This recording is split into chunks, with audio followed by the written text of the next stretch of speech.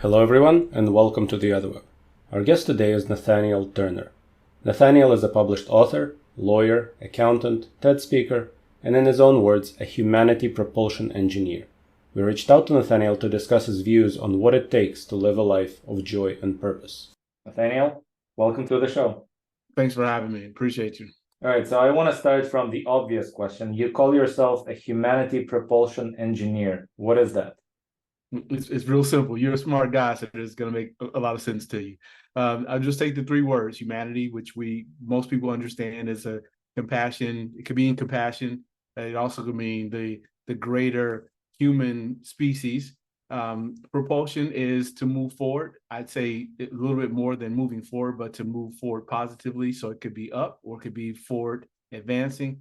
And engineering is tools, techniques, and strategies. And so when you put all those things together, humanity propulsion engineer is someone who cares deeply about humanity and wants to find ways to engineer us to move forward positively. That sounds like something that we definitely all want to happen, but what is the right approach to this? Should we be looking at each person individually? Should we be looking at all of humanity systematically and trying to create some conditions that make it easier? What is your approach? Well, there's a very excellent question, and I don't know that I have the answer for how everyone should do it. I would say we have to all find, in some ways, our own individual ways to do that. But I think the greater question for us to ask is, do we understand our responsibility to something bigger than ourselves? And if we do understand our responsibility to something bigger than ourselves, such as the planet, for example, the UN, and I'm probably going to be all over the place with this question a little bit, but for example, the UN has 17 sustainable goals. Did they indicate that there are these 7 things that threaten the existence of the planet? Now, I have no ability to work on all 17 things, but I might be able to work on one, and you might be able to work on one, and we might know 15 other people who could work on the other 15. If we do those things collectively, then we will improve the face or state of humanity. But if we don't do those things, well, we're all going to pretty much perish together. I think the obvious retort that most people would have in their mind, or the objection that people would have in their mind, is the categorical imperative. I might do those things, but somebody else will not. He's just going to take a free ride. Is there a way to address it so that everybody is incentivized to actually do something to better humanity, or is it everybody's personal sacrifice? Yeah, so I would say if we do believe like this idea that the rising tide lifts all boats, then I can't be so much concerned about who participates or not. If all I was interested in was the survival of myself, I would do those things because I want to survive. So to not to do them because somebody else is not going to participate doesn't ring like the most intelligent thing one would do. Hey, there's a house on fire, and I could put the fire out, but nobody else is going to help me put the fire out. So I'm just going to let us all burn. That doesn't make a whole lot of sense. So I'm going to put the fire out and hope that me putting the fire out maybe inspire someone else that the next time they'll want to participate and step up. That is definitely a good option. I'm just trying to wrap my head around whether there is an even better option of saying, when instead of walking the neighborhood trying to look for houses that are on fire, maybe I should develop a technology that makes houses less likely to catch fire, which Absolutely. is a systemic solution that doesn't require brave people walking around the neighborhood putting out fires, right? That is correct. So what you've just illuminated is that the biggest key is not about systems and structures. The biggest key is about humans. So that is what a humanity propulsion engineer would be to encourage you to see the world through the lens of your humanity, so that you would want to create a home that would not catch fire, right? So that's what the better human would do. So then you say, well, how do you become that? And maybe ask yourself, when your time on this planet is up, who do you want to be? I'm curious about that distinction, though, because you say it's not about systems, but what I just described is a system for building better homes. And it just happens to incentivize humans to do certain things better, right? But the system exists because a human created the system. See, to me, too often we talk about systems and structures as if they're these inanimate objects that just appear out of nowhere. The only system that I know of that's a natural system is the ecosystem, and everything else is man-made. So I don't like to put the onus on a system because it pretends as if the humans are not responsible for the structures that exist. Our political systems, our economic systems are not natural systems. They're systems that humans have developed. So the system that seems to need the most correction is the system of humans. Would it make sense to view it as less of a binary dichotomy and more as a continuum? Some systems, they were obviously invented by humans, created by humans, but now they're taking a life of their own. And in fact, they're sort of feeding back into bad behavior in humans or incentivizing bad behavior. So you cannot then go ahead and fix human behavior without eliminating the bad incentives in the system. Well, if humans understood that the systems were causing bad behavior, perhaps humans would get rid of the system. Well, perhaps those humans that need to understand and get rid of it is us. Yes, yes.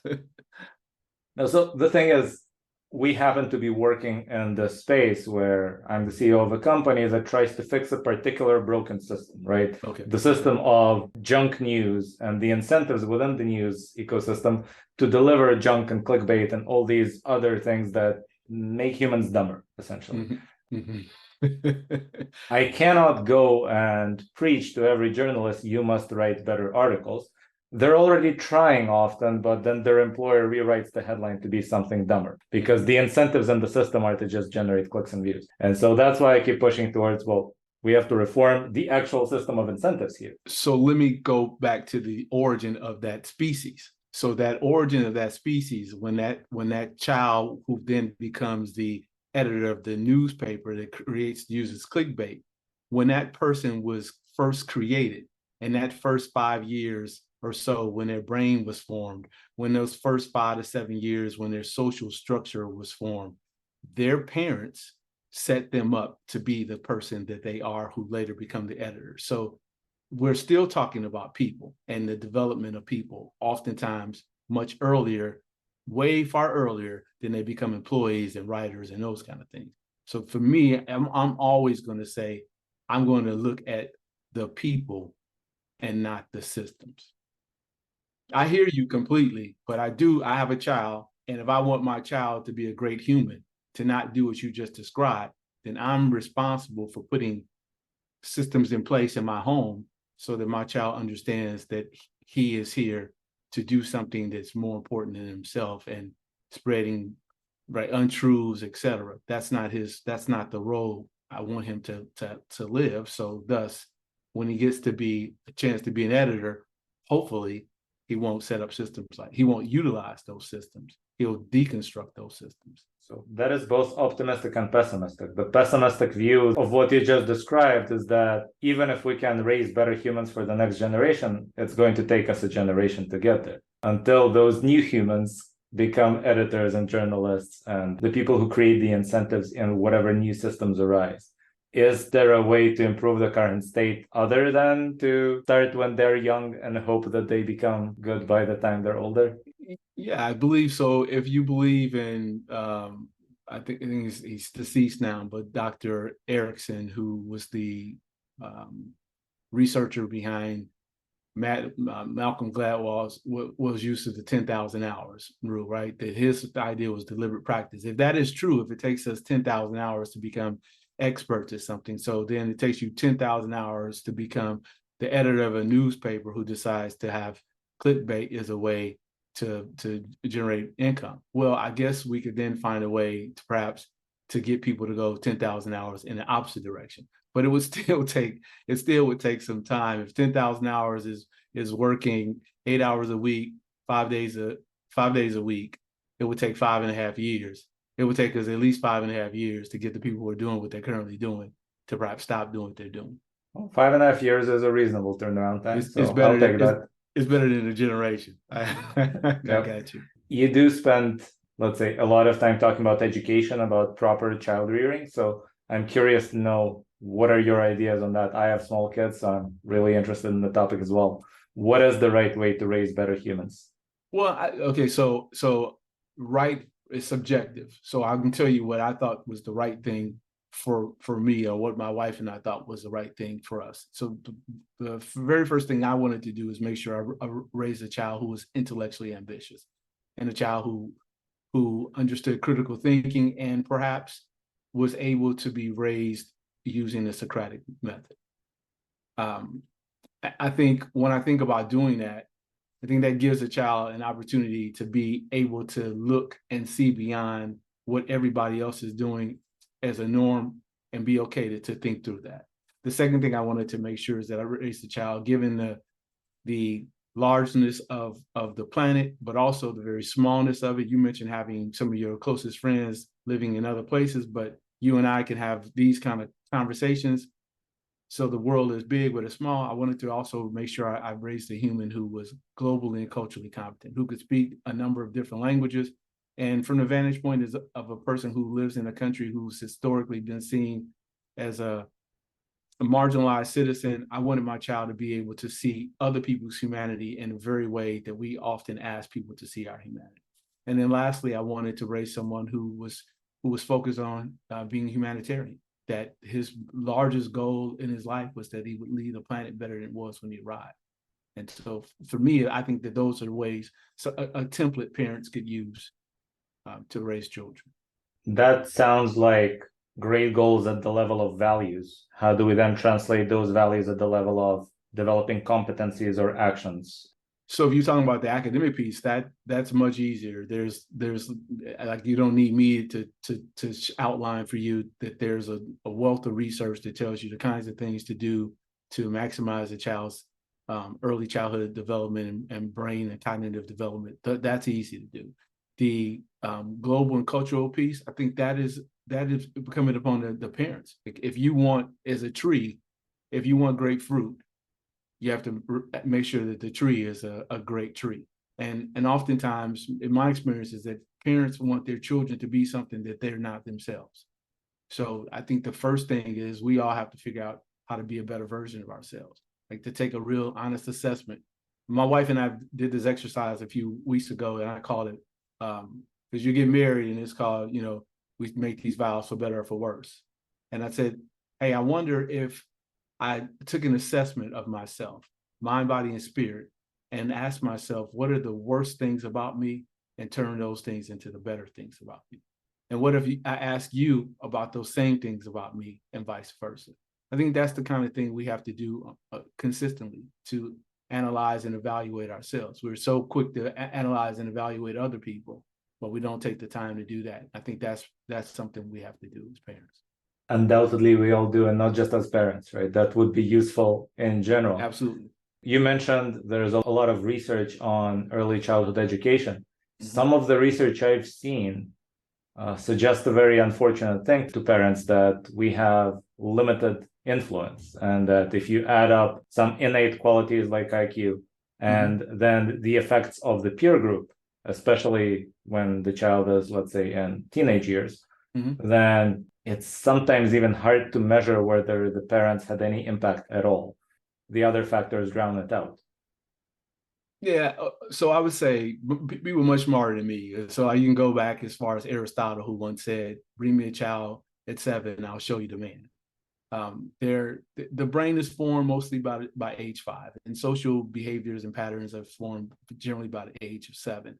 And what I hear when I hear parents say that, I hear parents who are not as actively engaged as they should have been in the formative years now saying, hey, I don't like what I see on the back end. Well, of course you don't like what you see on the back end, because you didn't spend enough time and you didn't have a stringent enough plan in the beginning. And so what you're starting to see now is not something that's just happening because they're teenagers. It's something that's happening because of some missed opportunity that you have from 0 to 5 or 0 to 7. One of the things that you mentioned is that you want to develop in the child intellectual curiosity, or strive towards intellectual excellence. Ambition, right? That's a great word. So other than obviously exploring topics together with the child, making sure that there's a lot of books in the home, are there any other strategies or tactics that you would recommend to develop that? So it depends on what age. So as I can tell you, if I had an infant, there are things I would do with reading, as an example. It's in my own home. When we brought our son home from the hospital, I played. Well, we don't have to do it now because we have much better tools. But we played language tapes in his crib. So while my friends were playing nursery rhymes and lullaby and good night, in my son's room, you would hear "Hola, cómo está bien?" too. You'd hear "Guten Morgen." You'd hear various numbers of languages being played in this child's crib. Now, why did I do that? Because the brain science in 1994 indicated to me that if you did these things, you start to develop such that a child, when they had an opportunity to hear the language, would have started to form the speech patterns, and it make learning the languages easier. That's something that I think any parent could do. We bought large books and showed big, huge picture books, so your audience can't see it. But if you imagine your shoulder width, and from your chin to your navel, we would open up these books, and they'd have, let's say, lions. And instead of just saying this is a lion, we'd spell lion. We'd make the sound of lion. We talk about the color of the lion's mane. We tell every fact that we could possibly tell about the lion until the child lost their attention, and we changed the page to something else. Here's a fire engine. And what we found that within the first 2 months of our child's existence, he was speaking his first words. And by 10 and a half to 11 months, he was speaking in full sentences. And by the time he was 2, he was tested for his vocabulary. It exceeded that of an 8-year-old. Now, it was nothing special that I did. I found someone who had done some work with children with brain injuries. And I realized if you could do that for a child with a brain injury, I have a child who doesn't have a brain injury. Why am I not using the same things to help my child?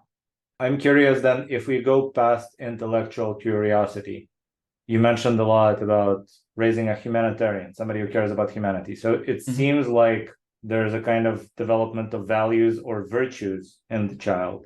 And one of the things that strikes me when I look at all education programs basically everywhere is that entire aspect is lacking. I don't see a discussion of virtues in the school system anywhere. Is there anything that we can do, not just as parents, but also as a society, to try to inculcate virtue in children? A great question. You asked some really great questions. I don't know. So every institution has a mission and a vision statement. Most mission and vision statements, to your point, are about virtues. But rarely does anyone hold themselves accountable to the mission and vision statement. So one of the things I do when I get a chance to talk to organizations, that I usually ask them that question. Like, there's an old McDonald's song for the Big Mac, and you may or may not know it, and I may be dating myself, but it's 2 all beef patty, special sauce, lettuce, cheese, pickles, onions on a sesame seed bun. Now you can pick whatever commercial is or theme today that everybody knows, but we all know it. And then I'd say to organizations, can we all recite your mission statement? Can we all recite your vision statement? And I've not met one yet that those organizations could do it. And so to me, that is the fundamental place to begin. That if we're going to be a school and we're going to say we have a mission for something, then we should all be doing something on a regular basis to make sure that the mission comes to life in all of us. So I'd say that's the place to start, to make sure that at least we know what it is that we're supposed to be representing, because you can't do it if you don't know it. Well, we have to agree on it first. If we're talking about the public institution, then there's probably more than 2 or 3 competing visions. Sure, but each school, I'm saying each school, like if your child's at a K through 6 school, that school has a mission statement. And the question is, do the parents know what the mission statement is? Do the faculty and staff know what it is? Do the children know what it is? And then, are we talking about how to bring that mission statement to life in everything that we do while we represent the school? And as a person who tends to be at least somewhat cynical, I'm also worried that some companies can recite their mission statements, but if they're not binding, then they don't make any effect, right? And that's a pet peeve of mine, right? We are a public benefit corporation because specifically when you're a C Corp, you might have a mission and a vision statement, but the only thing that is really binding on you is maximizing shareholder value. Absolutely. So who cares if you're supposed to organize the world's information or connect the world, to just use 2 companies that you probably know. Right? At the end of the day, you're supposed to deliver more value at the end of the quarter, right? In your earnings call. Everything else is just PR at that point. So we're trying to make the mission statement binding, and therefore people don't just know it, but Legally, they're supposed to maximize it. I wonder to what extent we can bring that into other types of institutions in society and not just to companies. I think this country is an example. Again, I don't know about other countries. I've visited some other places, but I've never lived anywhere and been embedded in a society. But I think this country is an example is missing something. I want to say we have 15, I think it's 15 U.S. secretaries, Treasury, Energy, Education, et cetera. But we don't have a Secretary of Citizenry. We don't have a Secretary of Citizen Civility. And it seems to me that that might be also a place to begin, that a nation that seems to be lost a great deal of the time about how to treat one another could use some direction from somewhere about how we should treat one another. Well, the question is, if we create such a secretary, would the people who are currently in the nation agree on what that secretary is supposed to maximize? Yeah, who knows? I don't know. I don't know. You get told you got a lot of questions, a lot of great questions. I don't know. I can only hope so. And my grandmother used to say to me that words are important, but deeds are equally important. The words are sort of the icing, and the deeds are the cake. And so, substantively, we have to all do better. And to your point, we have lots of great mission statements, and people don't follow them. And of course, corporations, their greatest mission is maximizing shareholder wealth, as you've articulated so well. So to which case, then maybe we should ask corporations to stop with mission statements. That would be at least more honest. Right. In many cases, right?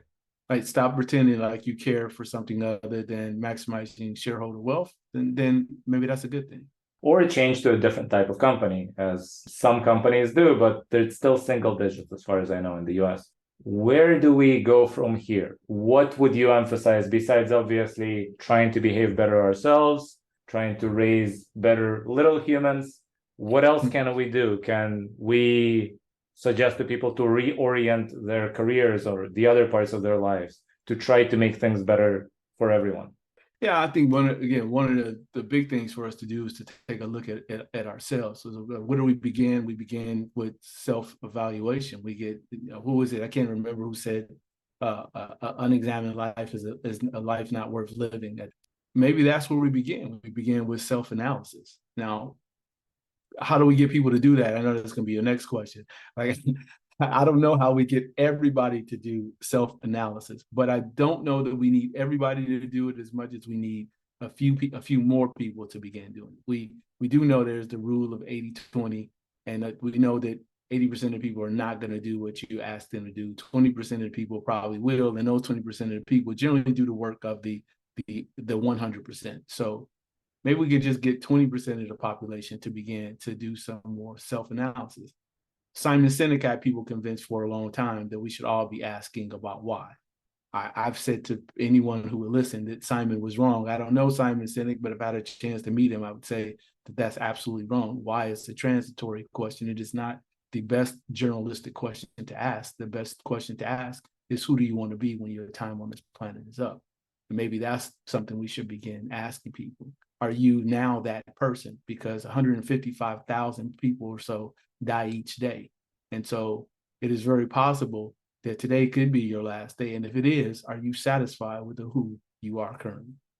I want to dive into a slightly more, I would say, tactical question. Okay. Here, because you mentioned critical thinking, you mentioned values. One of my concerns is that even if you take a person with good values and good critical thinking abilities, and then you feed that person junk instead of real information, sure, their actions will end up being junk as well. Because ultimately, even a great computer, garbage in, garbage out, right? Mm-hmm.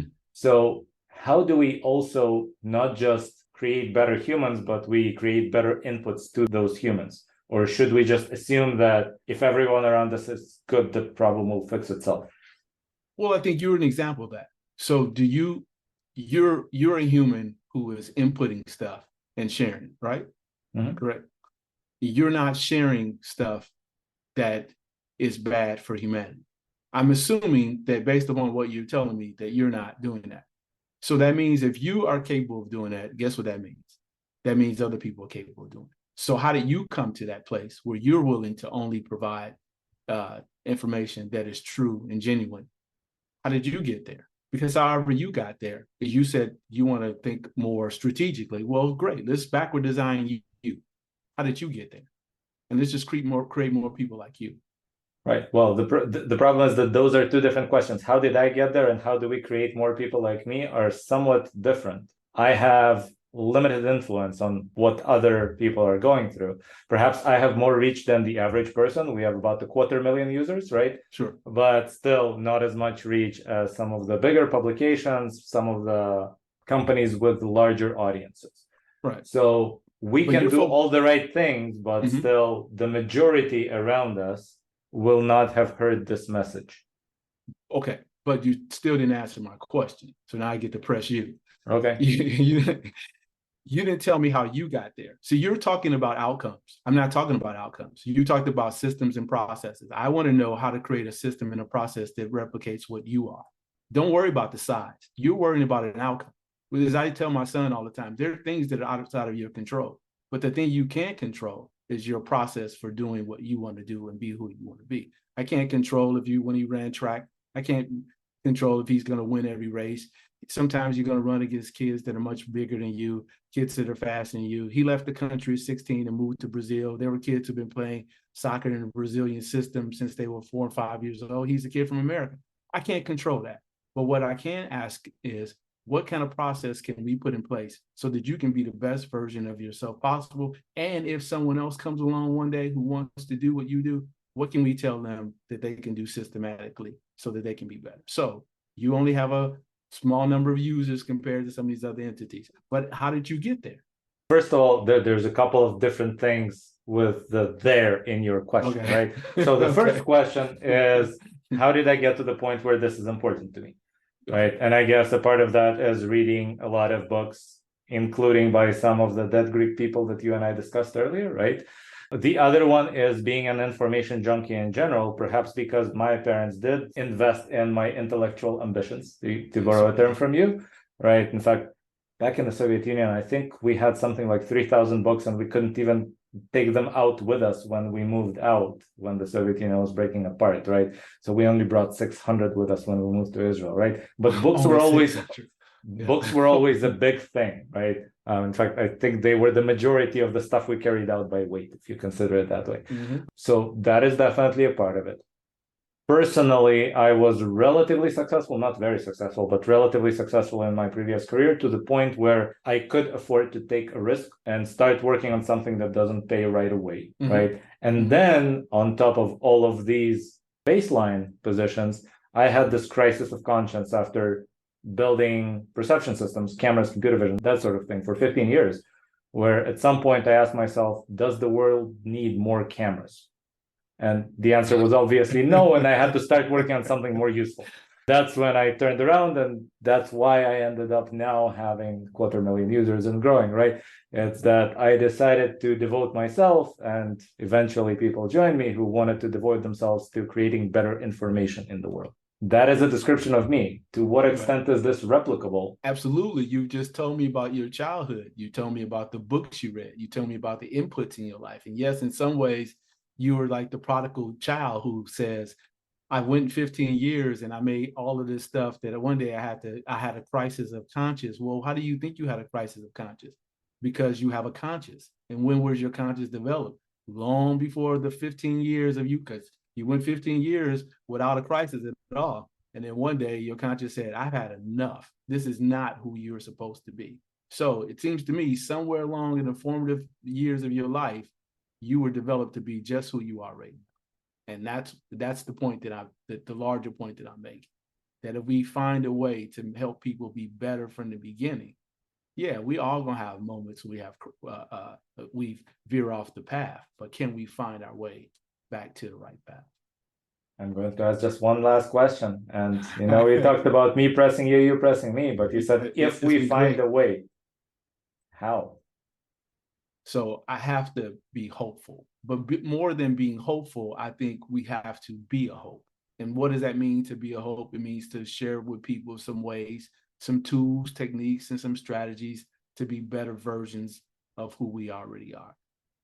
We could certainly start at the very beginning. I've said to anyone who would listen, I think it's unconscionable that we live in a nation where I can know more about how to put a car seat in than it is about what to do with a child.